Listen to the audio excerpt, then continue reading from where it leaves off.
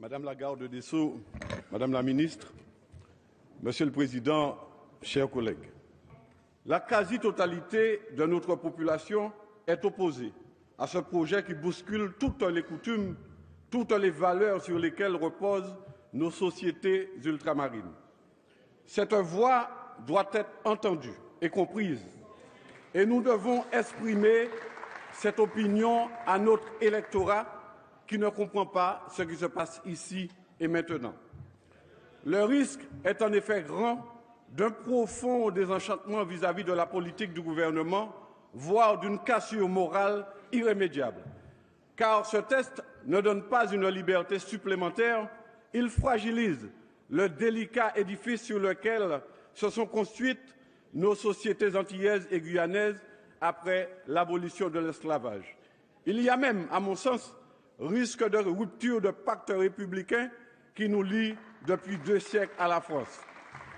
Le mariage gay et l'adoption pour les couples homosexuels relèvent, eux, de la sphère publique en ce qu'ils bouleversent la norme en vigueur en établissant une nouvelle norme en matière de famille, de filiation et de transmission patrimoniale.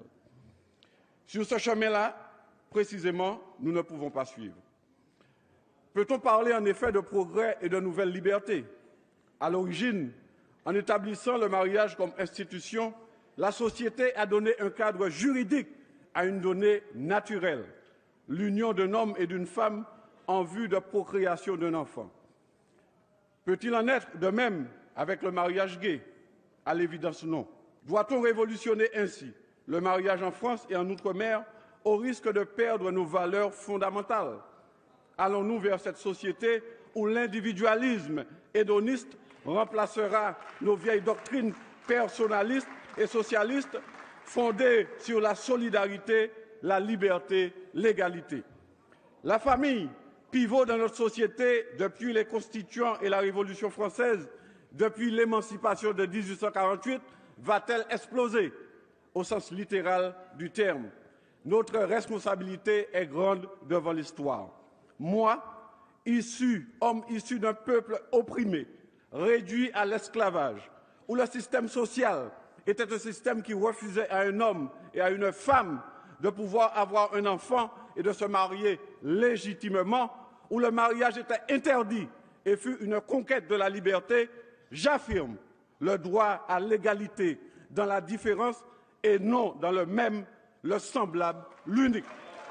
Car enfin, au nom de l'égalité, du refus des discriminations, peut-on établir une équivalence entre tous les couples?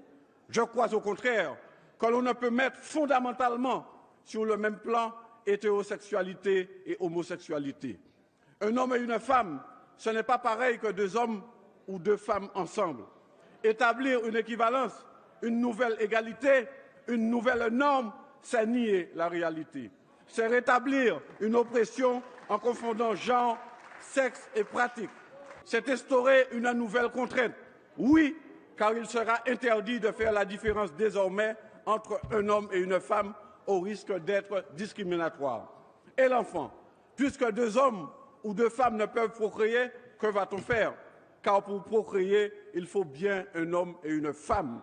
Donc, inéluctablement, il y aura recours à la procréation médicale assistée, car ce désir d'enfant est légitime. Mais ce n'est pas le droit qui refuse aux homosexuels d'avoir un enfant, c'est la nature. Alors, pour pallier ce problème de stérilité et d'incompatibilité, on aura recours à la PMA. Où est donc le progrès social? Où est la liberté nouvelle? Comment voulez-vous qu'un homme dont les ancêtres ont été vendus et chosifiés ne soit pas inquiété par cela? À mon grand regret, mais avec ma conviction d'homme engagé et libre de gauche, je ne voterai pas ce projet qui est attentatoire aux libertés et ne répond pas aux aspirations profondes du peuple, en particulier en Outre-mer. Je vous remercie.